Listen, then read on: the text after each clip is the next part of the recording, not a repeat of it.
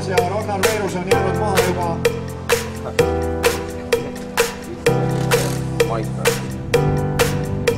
Kui teine kahe, eelmine 11 Remo Rahula, 6 number 22 Aivar Toomik, 7 number 8 Jan.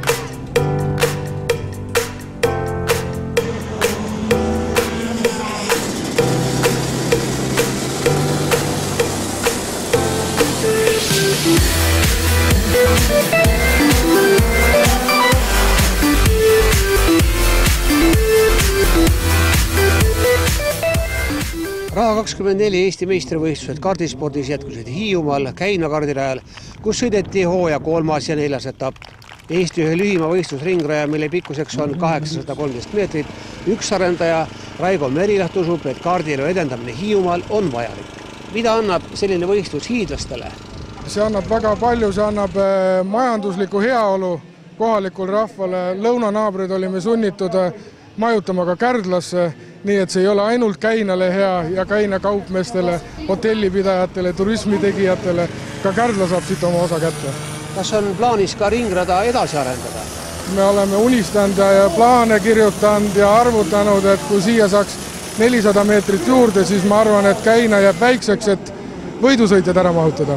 Ligi 20 osalejaga Rotax juniorklassi 3. etapi võit läks idanaabrile.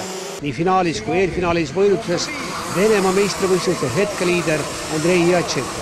Võit ei tulnud talle ka kergelt, sest väga usinat vastupanu osutas talle Kesk-Euroopa kartsarjas võistlev Frank Merilaht, kes pidi aga leppima seekord teise kohaga, 3. oli Remo Rahula. Frank, kuidas selline kiire arenguhüpe on võimalikuks saada? Eks põhiliselt on siis pärit KF3-st, et seal on palju treenida saadetud ja eks ka, ma arvan, nüüd sai korraks käidud seal Leedus ja et see aitas ka päris palju kindlasti. Mis ei puudu, et see oleks võinud Venemaa tšempionit võita? Pole harjunud nagu veel nii ees, ma arvan, sõitma ja et siis Pabin oli sees ja tegin paar viga ja oli läinud. Laupäeval toimunud 4. etapiks oli jõudude vahekord aga muutunud. Haaravast finaalsõidust väljas võitjana hoopis Ralf Aron, kes edestas Andrei Jatšenkot. 3. lõpetas Jüri Vips. Aroni sõnul oli kõige pingelisem võistluse algus, mil kahe eestlase koostöös kavaldati venelane lihtsalt üle. Millal see esikoht siis ära lahenes? Mina läksin siis venelasele vahele ja Merilaht tuli kaasa ja saimegi mööda mõlemad. Milline on selle hooaja Rotax juniori tase? Tase on ausalt öeldes väga tugev, et palju on konkurente ja kõik sõidavad hästi tihedaid aegu, et kunagi ei tea, kes on kiirem ja kes võidab. Mida arvad külalisvõistlejate kaasalöömisest? Teised arvavad, et lisakonkurents ei meeldi väga, aga samas ma arvan, et see on teeb huvitavaks kõik asja, et tuleb ka keegi teine nagu kaarti segama. Sa oled kätt proovinud ka Euroopa karikavõistlustel. Kas sealsed kiirused olid ka natuke hirmutavad? Alguses ehmatas väga ära, et see konkurents on lihtsalt nii kõva, et seal on nii palju sõitjaid, kes sõidavad samat aega ja kõik tahavad võita. Keegi ei taha nagu jääda teiseks ja kolmandaks. Mis sul selle hooaja eesmärk on? Ja siit ka maailmakarika finaali. EM-il sain top 5 sõita ja jõudis lihtsalt väike õnnetus, et siis Grand Finalis top 5 kindlalt. Pool võistlusmaast teise kohal sõitud Frank Merilaht pidi aga paraku leppima 14. kohaga. 4. etapi kokkuvõttes hoiab liidri kohta Remo Rahula, kes Hiiumaal teenis finaalides 3. ja 4. koha punktid. Ralf Aron on teine ning 3. kerkis Jatšenko. Tublil 4. kohal on Siret Räämet. Rakketklassi peremeheks oli Paul August Lääne, kes oli kiiremaks mõlema etapi kõikides võistlussõitudes. Paberilt vaadates võis tunduda, et tema ülelõik on veenev, kuid see polnud sugugi nii, sest tema selja taga käis positsioonide pärast armutu ehitus. 3. etapil edestas Lääne napilt Ragnar Veerust. 3. koha eest ehitasid Georg Kõss, Ilja-Martin Udre ja Martin Leotoots. Poodiumile tõusis Kõss, kes suutis neist mööduda viimastel ringidel. Kuidas Paul August ise oma võitu seletas? Finaalis ma sain stardis hästi minema. Need vedasid Kaspar ka välja lendas. Laupäevane finaal aga kujunes veelgi pingelisemaks. Võitjana väljus sellest taas Lääne. Tema järel teisena lõpetas mõneti üllatuslikult Ron Donald, kelle jaoks see oli tänavusel hooajal esimeseks poodiumi kohaks. 3. oli Ragnar Veerus ja 4.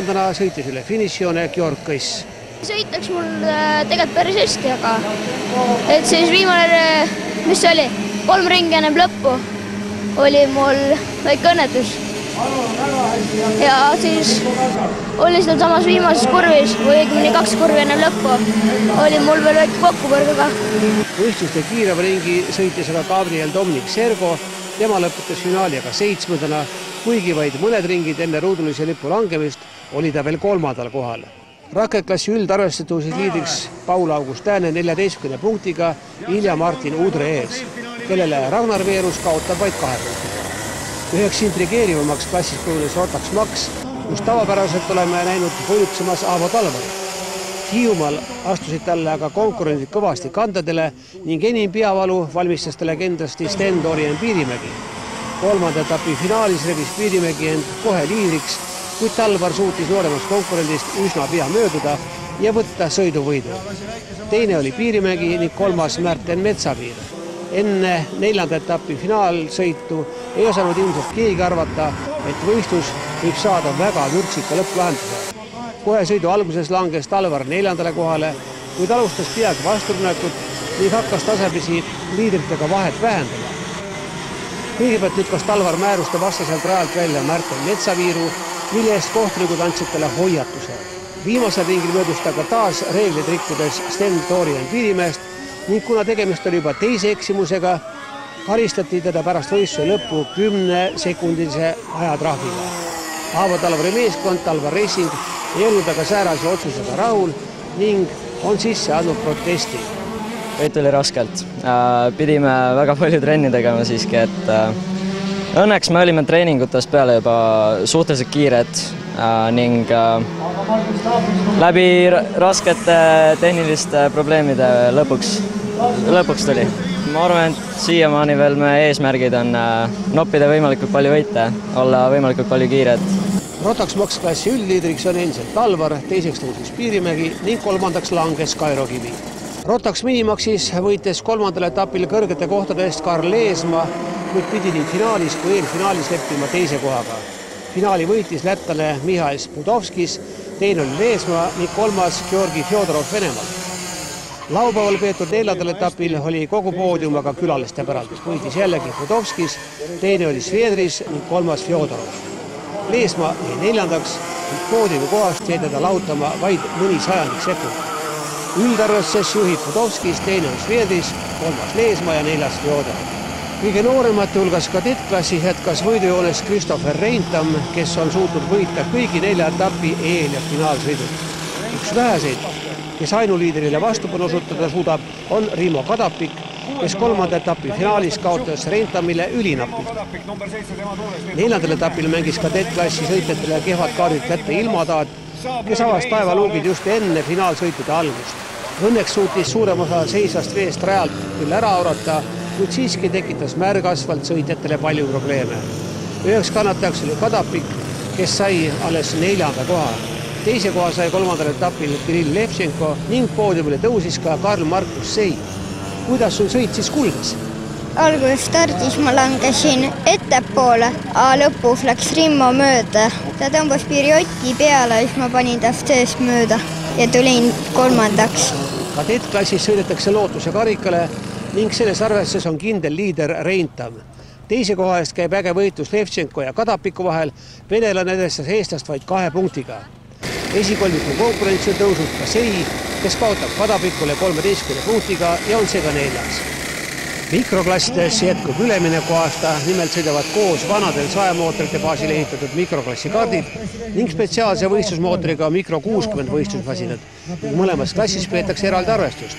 Mikro 60 kaartidel võttis mõlemal etapil kindlad võidud venelanna Ира Sidorkova. Ира, millised on sinu eesmärgid spordis? Ну, я хочу выиграть чемпионат Эстонии и потом пойти в Формулу-1. Попасть в команду Red Bull или McLaren. 3. etapil tuli teiseks Karl-Kenneth Neuhaus ning 3. oli Aleksandr Vilajev. 4. osavõistluse võitis taas Sidorkova, teine oli seekord Vilajev ning 3. Steven Pärnasalu. Hiiumaalt hea punktisaagi kogunud Sidorkova tõusis ühtlasi üldarvestuses esimeseks, teiseks langes Neuhaus ning 3. jätkab Vilajev. Mikroklassis võitis 3. etapi Kristjan Liiksaar, teine oli Robin Särg ning 3. on lätlane Gustav Malins. 4. etapil oli parim Malins, teine Särg ning 3. Vassili Suumi. Meie kardisõitjad on juba harinud konkureerima Vene võidusõitjatega. Millised võiksid olla suuremad lähieesmärgid? Sellest rääkis meile Premiluxi meeskonna pealik Anton Sidorkov. Я, конечно же, считаю, что мы должны ездить вместе. У нас не так много гонщиков, мы должны делать большие чемпионаты. И тем более я знаю, что и в России есть очень интересная идея сделать чемпионат балтийских стран совместным соревнованием вместе с Россией. Чтобы было 4 страны, и Россия, и Литва, и Латвия, и Эстония, чтобы мы проводили соревнования во всех наших странах, и наши гонщики свободно могли друг с другом гонять, потому что это пойдет на пользу всем нам.